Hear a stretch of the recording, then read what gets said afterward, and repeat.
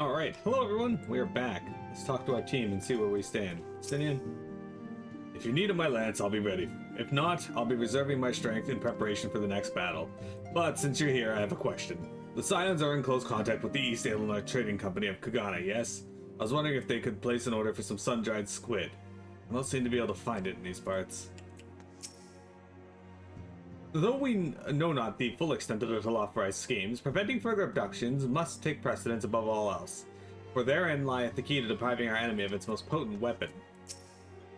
If I am to pursue this course, I must be prepared for the hardships that lie ahead. The sudden appearance of the towers will surely not have escaped the Forum's notice.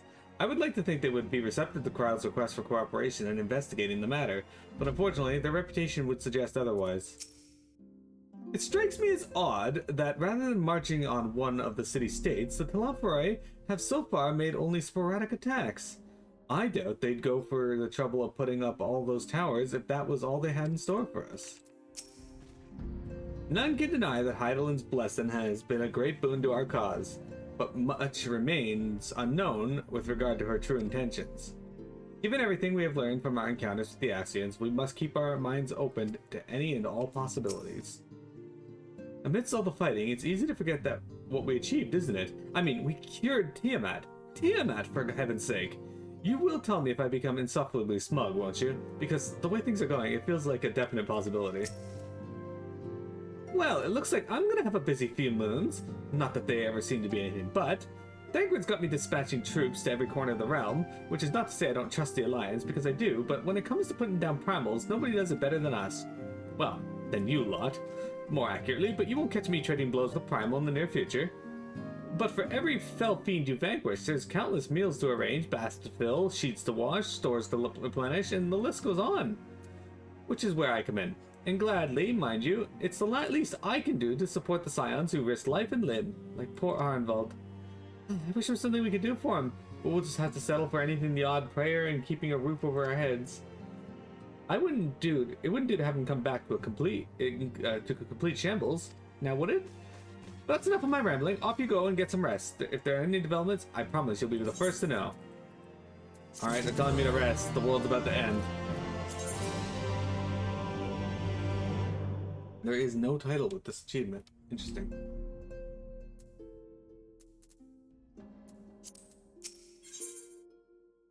The company we keep.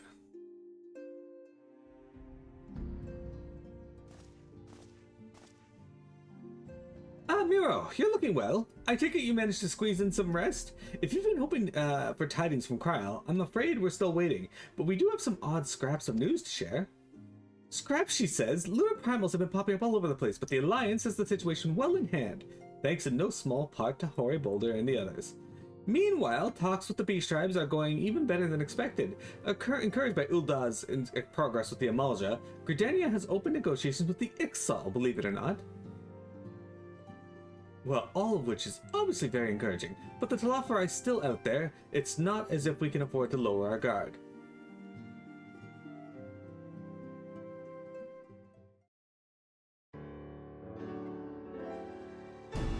Tiamat is shitty shit.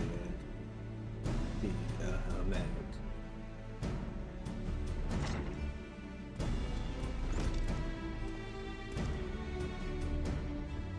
Begging your pardon, but I come bearing an invitation from the Alliance. A council meeting is due to be held in Alamigo, and your attendance is humbly required. Or requested. Oh, we were just talking about the Alliance. May I ask what's on the agenda?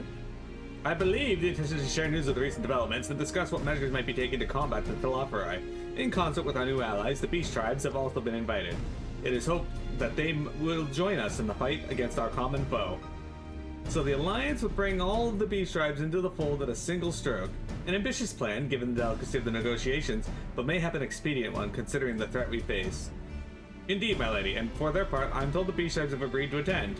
If the Scions too are present, all of Eorzea will be represented.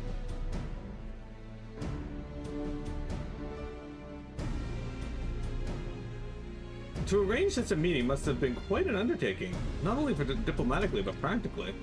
Hey, inform the Alliance that we would be honored to participate. We shall make for Alamigo without delay. Then I will bear your answer thither with all haste. We look forward to receiving you at the Royal Palace. Why do they always hold these meetings in Alamigo now? That's like the furthest distance for anyone to travel right now.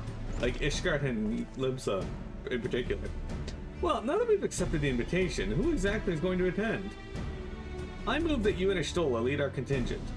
Given how long you have worked to end summoning, it's only right that you be present for what promises to be a historic moment. I think we've all played our part in this little endeavor, don't you, Miro? All present may rightfully claim a seat, I do quite agree. But by your leave, I shall remain here and lend what assistance I can to the coordination of our defensive efforts. I'm not coming either. Amaric will be there and I'd rather not be interrogated. Very well, then. I suggest those with a mind to hold the fort get on with holding it. I suggest the rest of us make for El Amigo, shall we?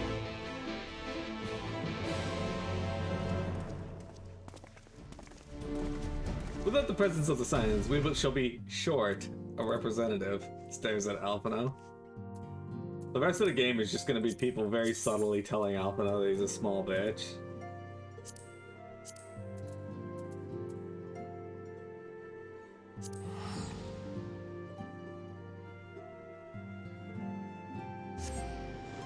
There is no distance. You gotta remember, the vast majority of people can't just teleport to Aetherytes without fucking almost killing themselves. Or at the very least, vastly depleting their ether. Like, they can teleport, it's just... yeah.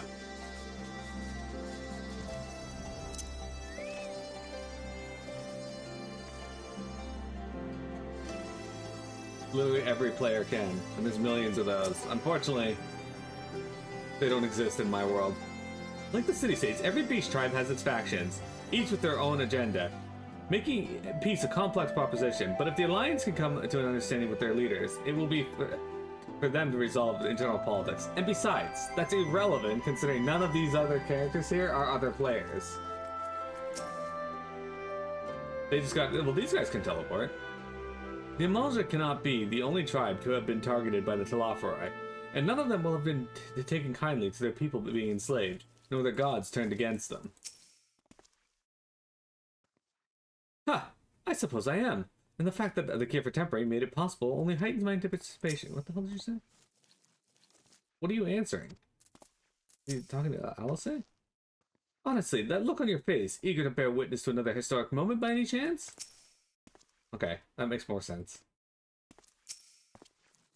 Even with the swift intervention of the immortal flames, all too many lost their lives with Paglathen. Still, closer cooperation between our peoples will require if we are to thwart the plans of Telafari. Sid has developed an even faster means of traveling the Aetherytes and has been hiding it from you? Probably. We've been expecting you. Well, some few guests have yet to arrive. The Alliance leaders are all present. Shall I show you in?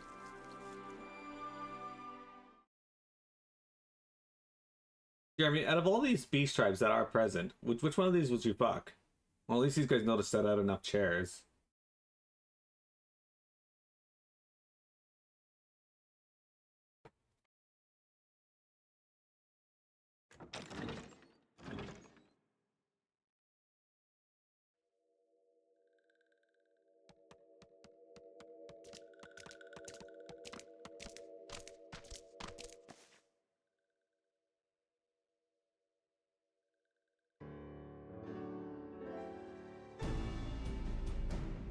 Esteemed guests, you honor us with your presence. As there is much to discuss, let us begin. Information on our taken brethren you have, yes? Hear it we would!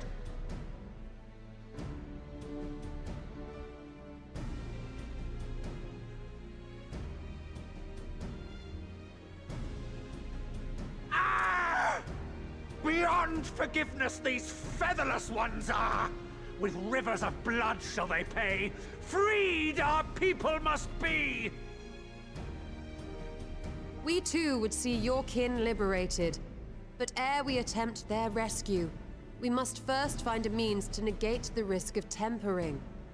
Without that, we will be unable even to approach the towers, let alone contend with their defenders. If all else fails, I've always found cannonballs quite effective. And what of the prisoners? Would you see them slaughtered? Think for a moment. Ponder, consider, think. If Merlwyb truly intended to bombard the towers, she would have done so by now. Remember, we came here to find a solution together, did we not?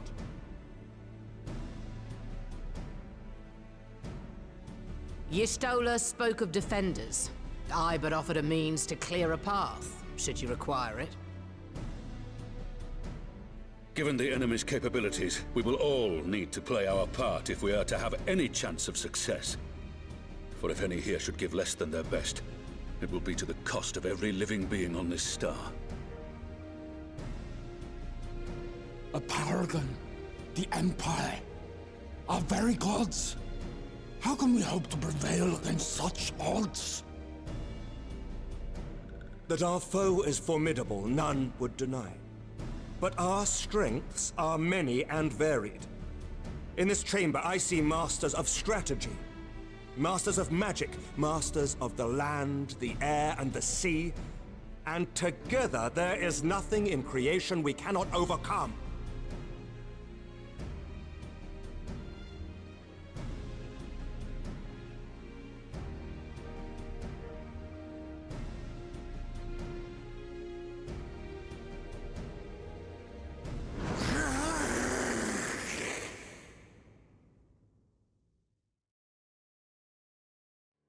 I beg your pardon?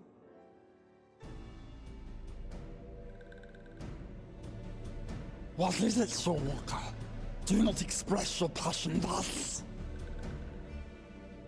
A little quickly without guilt, perhaps? Suffice it to say, I am proud to be counted amongst Eorzea's finest. We, Sahagin, will play our part. We kobolds have not forgotten the crimes the Overdwellers committed against us in the past. But today we look to the future, as allies united in purpose.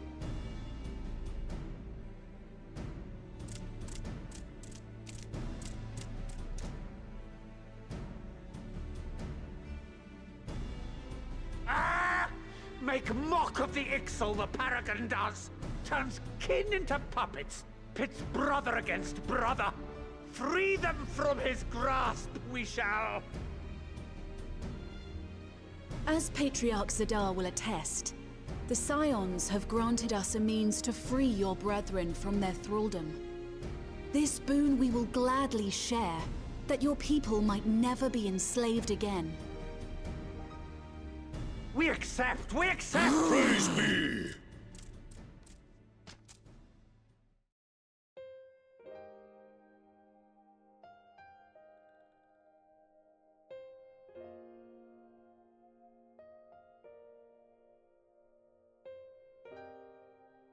It's taken a while, but I do believe we might be one step closer to a world without primals.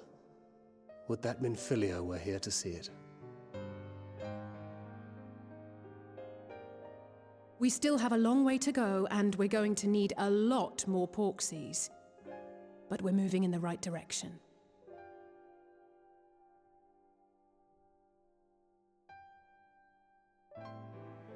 If I may have your attention, there is one other point I would like to raise. As we can all agree, freeing those held captive must take precedence over every other concern. But experience has taught us that none save those with the capacity to resist tempering can hope to enter the towers unscathed. And even once inside, a still greater threat may yet await them, that which we call a primal. Needless to say, if we are to succeed, engaging with such foes can only ever be considered a last resort. And so I move that we seek to prevent them from being summoned in the first place. Yes! Both prayer and ether are needed for the ritual. Should either one be denied, the summoning would fail. Indeed. And so we must endeavor to discover the source of the ether on which the process depends. Do so, and it may present a way to halt the summonings, or perhaps even neutralize the towers entirely. A promising proposal. While you are conducting your investigations, however, we will need to remain vigilant, lest the Telophoroi commit further abductions and summon primals ere we have the means to prevent them. To stand a better chance of keeping our enemy at bay, we would do well to coordinate our defensive efforts, sending reinforcements to assist our neighbors when needed. We Amalja would have been overwhelmed were it not for our newfound allies. But say the word, and we shall come.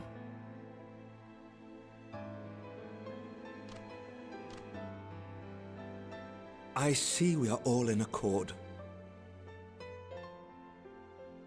But what are we to call this proud fellowship of ours? I submit that the honor of naming it should go to the scion whose brave efforts have done so much to unite Eorzea.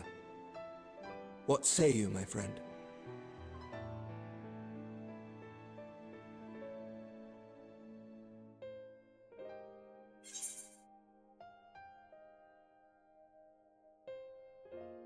I would call it the Grand Company of Eorzea.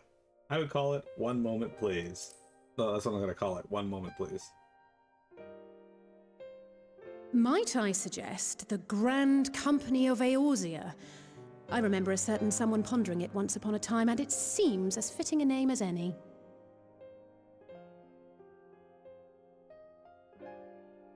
A fine choice, for there is none here who does not love Eorzea. Aye, in that we shall ever be united. United in our gratitude for the realm that gave us life.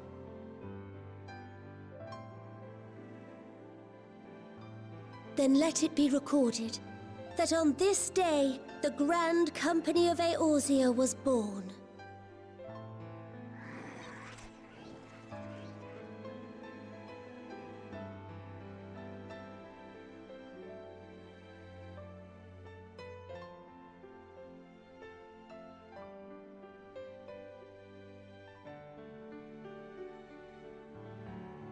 How long have we dreamed of this moment? And now that it's here, Oh, forgive me. Might we speak outside?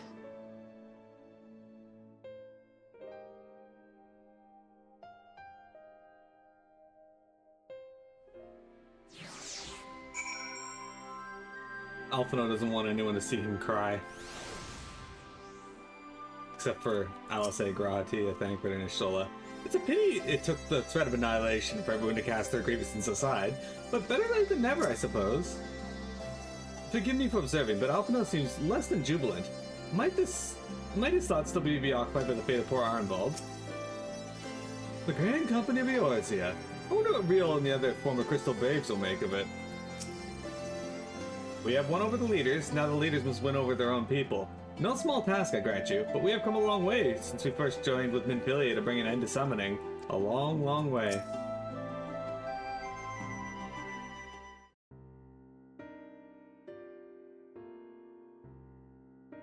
Well, now that we are out of earshot of the other delegates, I hope you'll forgive me if I speak my mind.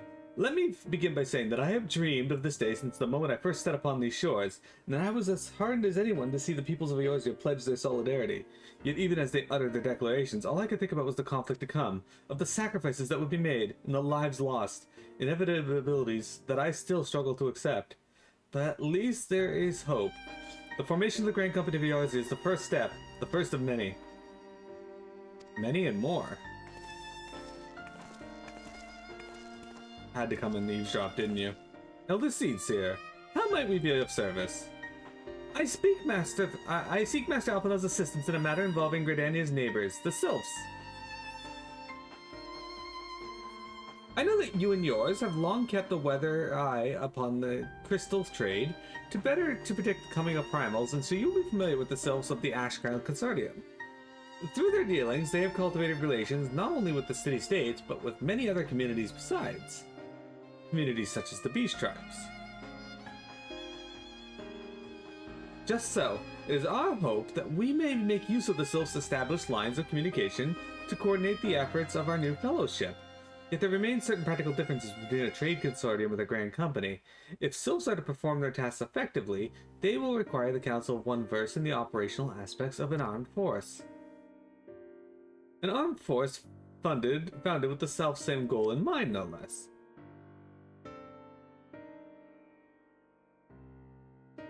The Crystal Braves, yes. Forgive me, Master Alphinaud.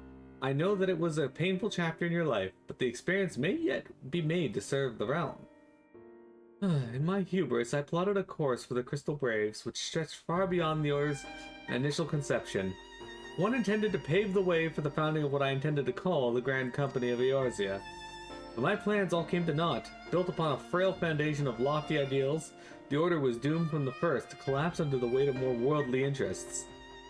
And I have no wish to see this new endeavor suffer the same fate. Mayhap I ask too much of you. Not at all. You may count upon my assistance, for what little it's worth. By your leave, I shall prepare a report, including a list of recommendations drawing on the lessons I learned from the failures of the Crystal Braves. You have my gratitude, Master Alphinaud, and my trust. When your report is ready, pray share it directly with the Sylphs. With your guidance and earnest efforts of every goodly soul gathered here this day, I have no doubt that our fellowship shall emerge from the shadow of the Telophoroi and flourish. Until next we meet, my friends.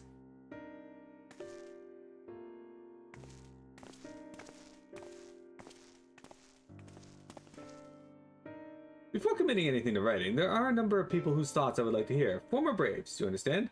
Might you join me in seeking them out? No, do it yourself. As if you have to, I can't think of an excuse not to, so yes.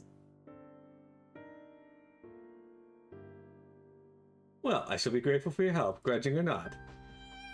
I'll join you. If you're planning to canvass the opinion of your former comrades, it'll be a lot quicker if we share the task of questioning them. Then mayhap Graha can lend a hand as well. I shall accompany Thancred back to the Rising Stones. Between us, I dare say we should be able to provide an accurate enough account of the day's events. Istola's like, nope, we're not doing that, see ya. We should be glad of your company, Graha. I shall explain the details on the way. Istola's like, hey, me and Thancred are gonna fuck off. What's the plan, brother mine? Before discussing the task at hand, I should probably admit that the report is largely written. Not long after the fateful day in Ul'dah, I penned a detailed account of the organization's history, from the events that led to its inception to the failings that brought about its demise. Thus, I did primarily as a means of taking some semblance of responsibility. Never did I imagine that it might later be referred to by those seeking to reform a similar organization. And while I made every attempt to be objective, the account was mine alone, in events viewed from my singular perspective. For it to be of use, however, it must be broadened to encompass the viewpoints of all involved. Only then can it answer what seems to be the crucial question, namely, why, after the Crystal Braves disbanded, did some members choose to remain with us while others did not? I see. You think the answer will tell us something about the nature of the ties that bind our new Grand Company together, and that this knowledge might help us prevent it from falling apart when those bonds are inevitably tested. That is my hope, yes, but the questions I would ask are uncomfortable to some. As the former commander of the Crystal Braves, I doubt that those who abandon the cause would welcome my inquiries. Then Graha and I will have to try. Meanwhile, the two of you can talk to the ones who kept the faith. A fine suggestion, have care. However, certain of my former comrades are of questionable character, so keep your wits about you and let us reconvene in Gridania later on. Again, why don't I have to do this? I don't want to talk to these people. If you have no objections, I have a mind to begin speaking with Riol and Alien. If memory serves, the two of them will be attending the intelligence briefing at the Castrum Oriens. Let us seek them out there. Fuck, I don't want to go to Castrum Oriens. Nobody wants to go to Castrum Oriens. The people who are in Castrum Oriens don't want to be in Castrum Oriens.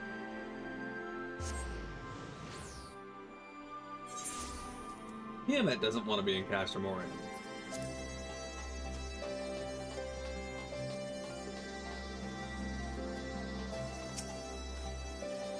Well, such briefings are seldom exciting affairs. The importance in coordinating our efforts with our allies cannot be overstated in that regard. Allian and Rill have been most dependable.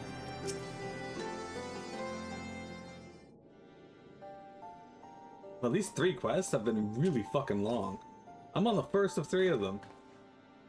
Well, look who it is, and what brings you two here? Wouldn't have anything to do with that big meeting, would it? In a manner of speaking, I have been assigned a task, you see, for which I require the assistance of former members of the Crystal Braves.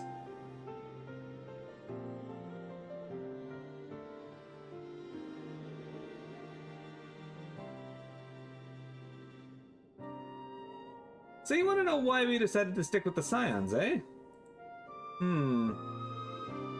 Ain't an easy thing to put into words.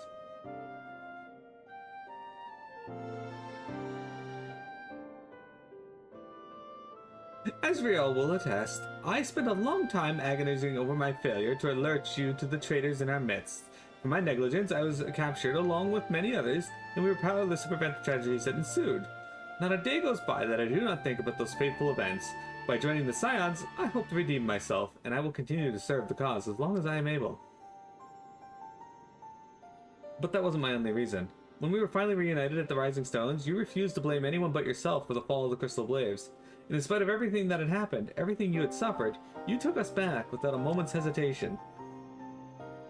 We would not have blamed you had you turned us away, but when you gave us your trust instead, what else could we do but try to repay it? Nothing, that's what. As for me own tale, well, I've always felt the Scions have something in common with me old crew. The duty of the strong is to protect the weak. That was our creed, and I still strive to live by it to this day. But as time's gone on, I've learned that strength comes in many shapes and sizes. From Hoary Boulder to Mistress Tataru, we've all got something to offer. And not one of us is doing it for personal gain, because we believe there's more important things than that.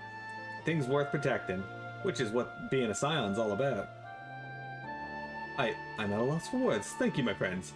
To hear this from you means more than you know. Forgive me, Meryl, could you... Give us your thoughts on the Crystal Braves. Why do you think the Crystal Braves ended in failure? Well, its founding ideals were something to be proud of, but ideals alone don't make a crew. For every swab who signed up with good intention, there was another one who was only in it for the coin, the glory, or both.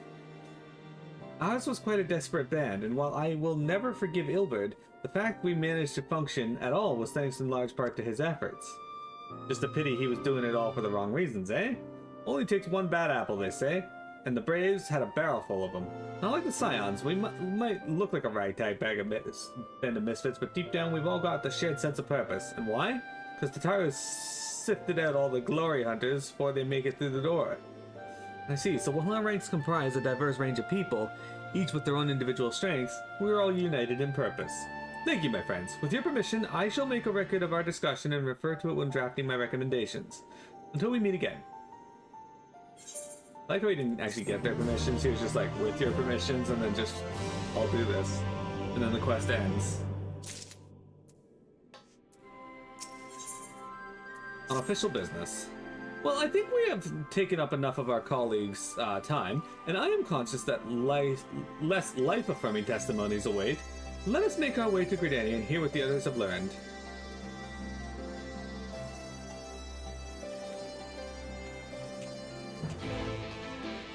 I'm actually really surprised how long this is taking. I figured we'd get through this part fairly quick, but man, I was wrong. Not that I'm complaining, it's just surprising.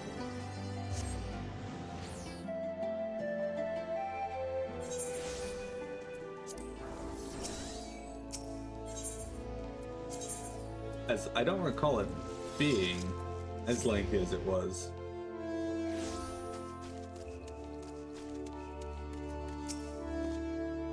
On the way here, I took the opportunity to write up my notes from our conversation with Allian and Riel.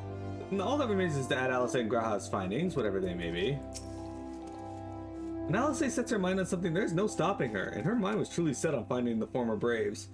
For a while, I feared what she might do to them. But in the event, she was admirably civil, for the most part. Thanks to Tataru's ever-dependable intelligence, we managed to track down a handful of former Braves without any great difficulty. Some were forthright, others less so, but we heard enough to form a picture, and I must warn you, Alphinaud, some of their comments were Harsh. I can well imagine, but their opinions are no less vital to my report. I seek the unvarnished truth.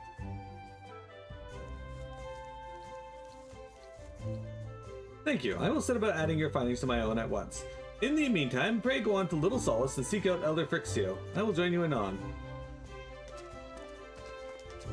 Yeah, we have not spoken to Frixio in so long.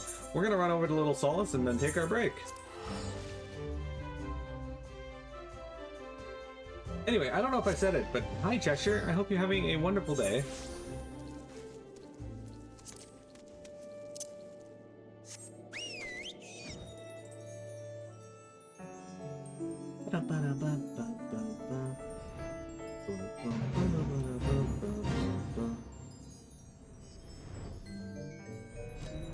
I just wanted to come over here because I like the music here and we haven't heard it in a while. Though I had the honor of sharing a table with Elder Frixio and Alamigo, I did not have the opportunity to speak with him. I do hope my studies have granted me a sufficient grasp of his people's customs. Now that I think about it, of the four of us, only you and Alphinaud have any real experience in conversing with the sylphs. Still, it can't be that hard, can it? Alright, we'll be right back, guys. We got more FF14 for you here in just a moment.